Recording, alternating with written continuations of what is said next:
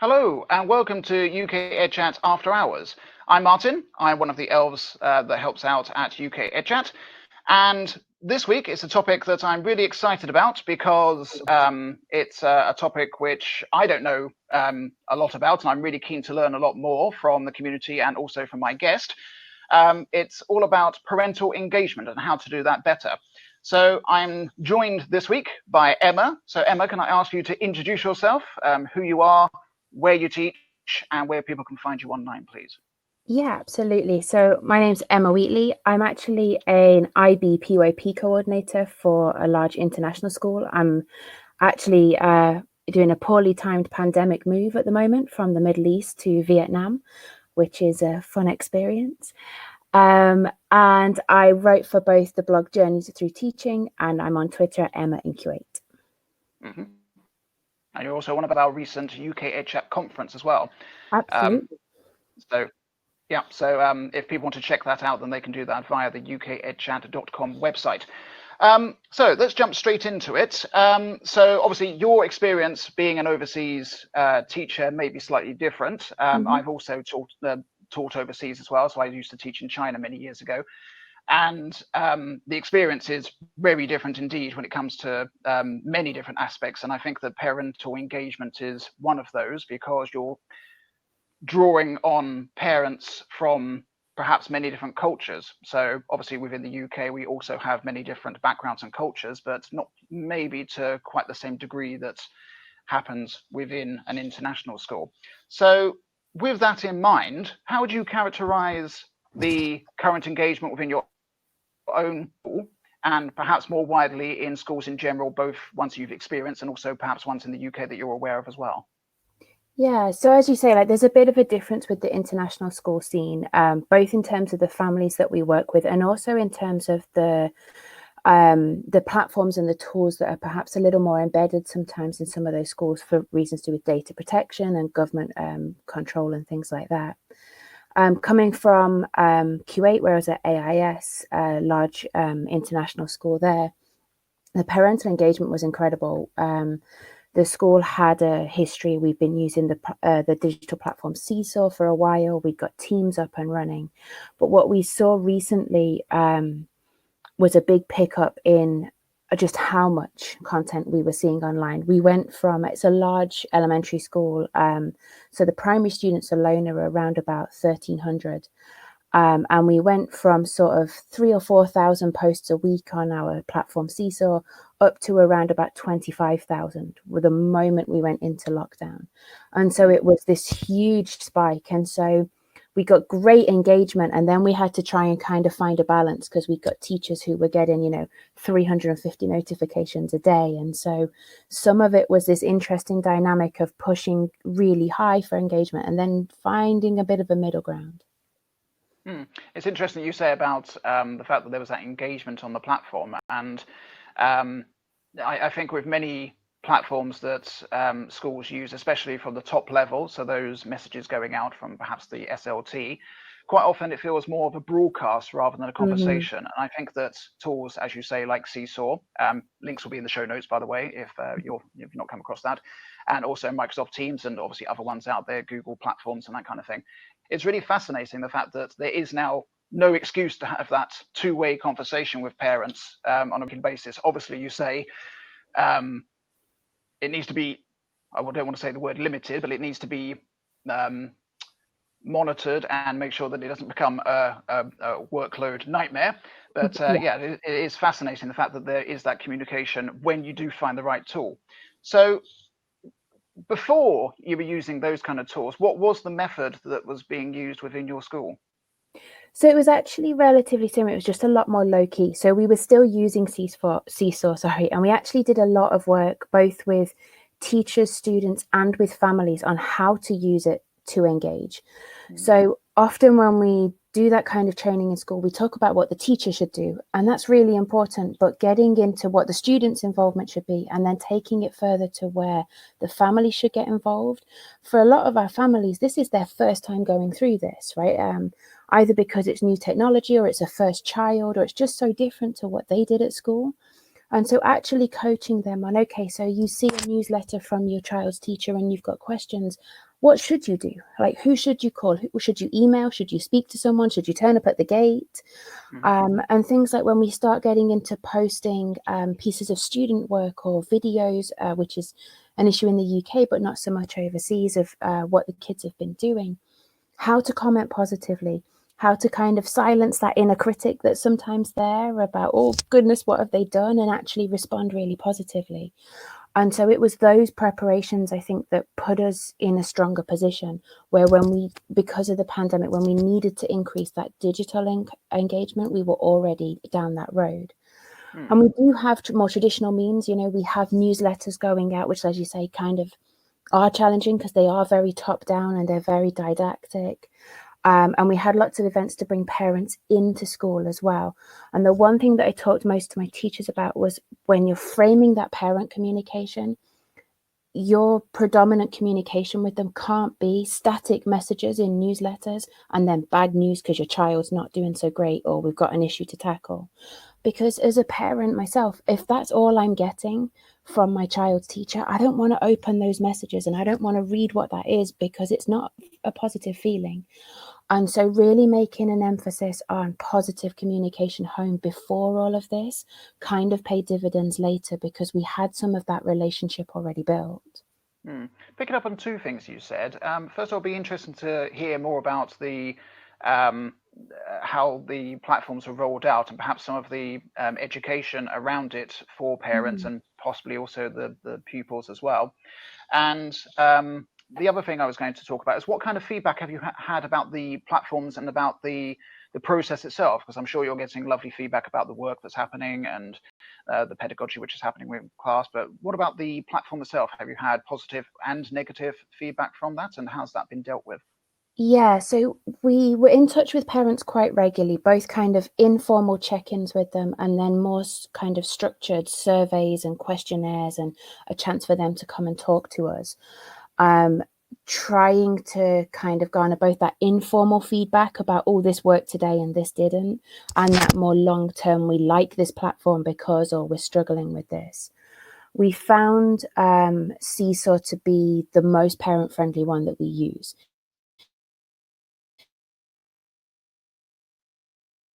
It can we can put pictures, we can put videos, we can send documents. And it really helped the parents feel part of what their children were doing. And that was a really big thing for us. Teams was effective from a child safety perspective. There were a few obstacles to that with the ability for kids to record class sessions, which is something we had to work really hard on how we would get around that. But it is a secure platform in the sense that people were logging in and we could control who was being invited. But whilst our teachers did well with it and our parents were happy with it, our kids found it not to be very intuitive.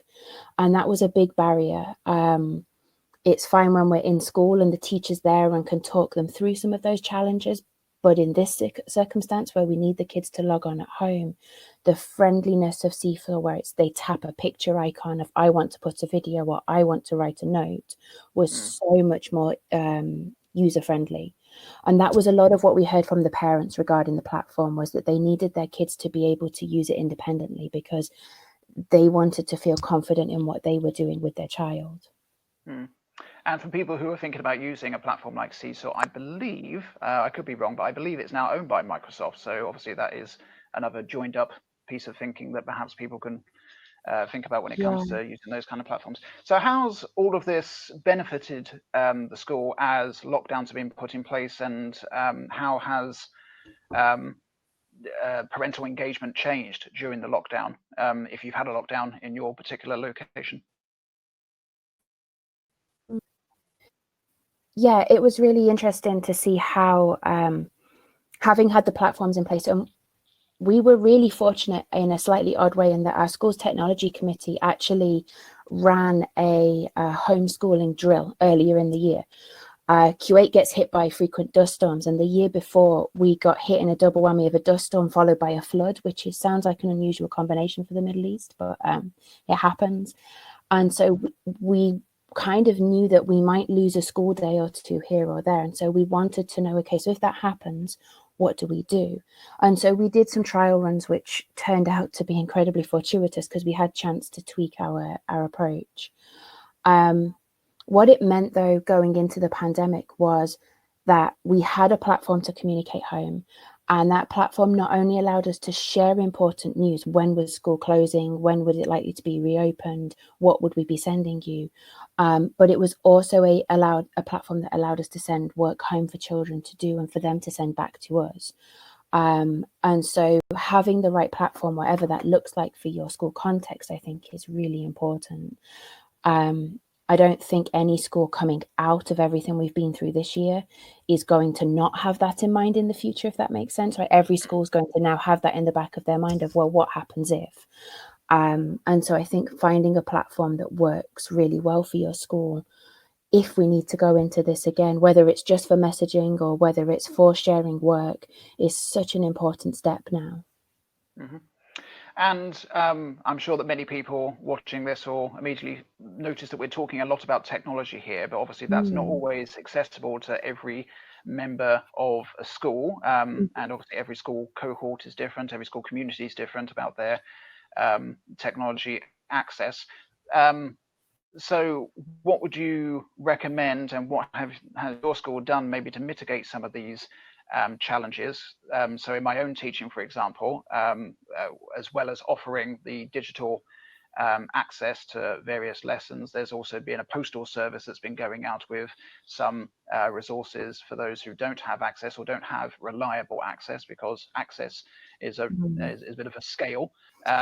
So in your own school, what kind of measures have been taken maybe to mitigate some potential issues on that front? So we were a slightly unusual school context in that, being a bring your own device school, we knew that a lot of our children had access. We knew our younger students didn't. We knew their parents had some access. But what we asked our teachers to do when they were designing the work that they were sending home was to consider what a child would do if they couldn't be online. And that was partly to mitigate some of those access issues and partly just for the well-being of those children. We were going from face-to-face school to asking these children to replicate that at home in front of a screen, and it wasn't healthy. And so we were very conscious of making sure that whatever we sent home, the parent could download on their phone and do offline. And then they could send us things back and we could have that feedback loop. But that there were always options that didn't require them to be online. As a school, we had a lot of channels open with parents to communicate, and one of those was our parent group, who were informal and they were kind of in and out with things, but they were really helpful in getting messages sent when we couldn't reach someone, and so getting in touch with each other. And so we had a few different avenues between the platforms, between email, between phone calls home, which was a huge thing. Our school counselling team and leadership team were on the phone to parents, anybody who we'd not heard from, anybody where we weren't sure where they were or what they could access. They were making those calls home and letting them know what was going on. And similar to what you said about, like, in the UK, I know there was a lot of call for people sending physical packets of work home. And I think that was a really good kind of opportunity to bridge that gap a little. I know that my nephew received, like a packet each week of things to do. And that really helped them to kind of cross that bridge as well. I love the idea of maybe like an analog social network. So the idea that you're relaying messages out or work out to people who can't get it through those social connections rather than the digital connections. That's a really nice insight. So obviously at the moment, many schools are firefighting when it comes to providing work and keeping education going. Obviously, the summer holidays are almost amongst us here in the UK. But do you have an idea? Do you have a sense of the next steps that yourself and the school wish to take when it comes to parental engagement? So I've never gone to a school where parental engagement isn't on the school improvement strategy. So obviously there's always room for growth. So do you have a sense of where you and the school may want to take this next? I think one of the things that we found that was an area that we were constantly trying to push was what we sent home.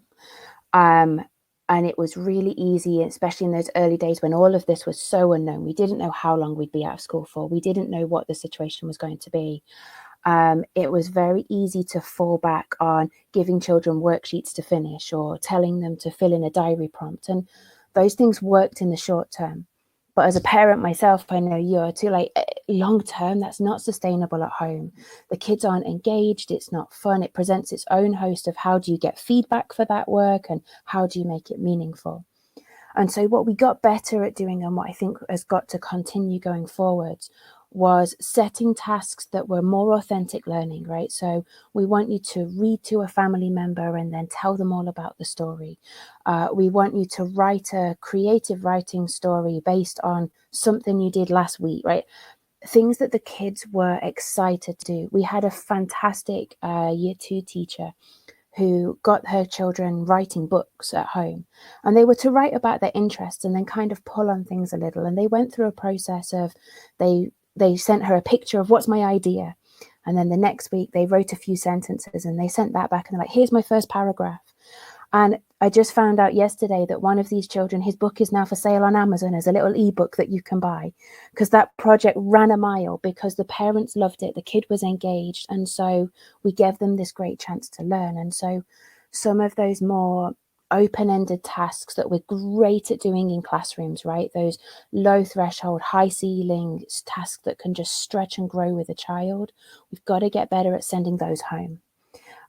So that those parents who are struggling now because they've had their kids at home for a few months, or they've been back in school and out of school and maybe aren't going back to school in September, or maybe they're going back some of the time, we've got to make it so that the learning's not a battle at home, that the children and the parents are both excited to see what's coming next.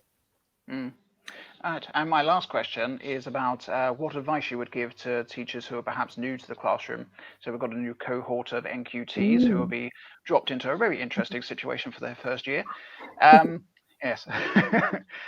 So what kind of things would you recommend for teachers who want to build up that rapport with with the community and with their parents of their pupils?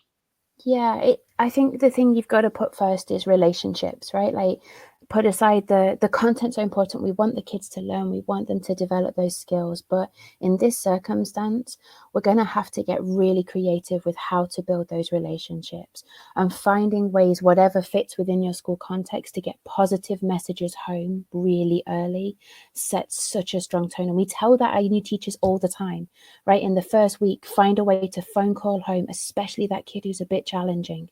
Find a way to write home to each parent and let them know, I've seen this about your child and I really want to see more. I think in this context where you might not necessarily be meeting your students in person for the first time in your teaching career in this situation, going hard on telling them who you are and learning who they are is huge. And that applies not only to the kids, but to their families, because any experienced teacher will tell you that all of the children in your class make so much sense when you know more about their family and the context they're coming from. And so finding ways to ask them to tell you about their family, to talk about parts of their life that are safe and comfortable to do so, is going to go such a long way. Absolutely. Emma, it's been an absolute pleasure. Can you just remind everybody where they can find you on Twitter if they want to find out more about you? Absolutely. So my handle is Emma Incubate, and I also have the blog over at journeysthroughteaching.com. And one last question. Do you have plans to change your Twitter handle, the fact you're off to Vietnam? I think I'm going to have to. It's going to be it's not going to work anymore. I've got to make a change. You're going to have Global Trotter in there somewhere, I think. Right, I think That's fantastic. So. Thank you ever so much for joining us. Thank you very much. And just to remind everybody that if you have any comments or questions about this discussion, then please do post them wherever you see this. Thank you very much for watching, and goodbye. Bye.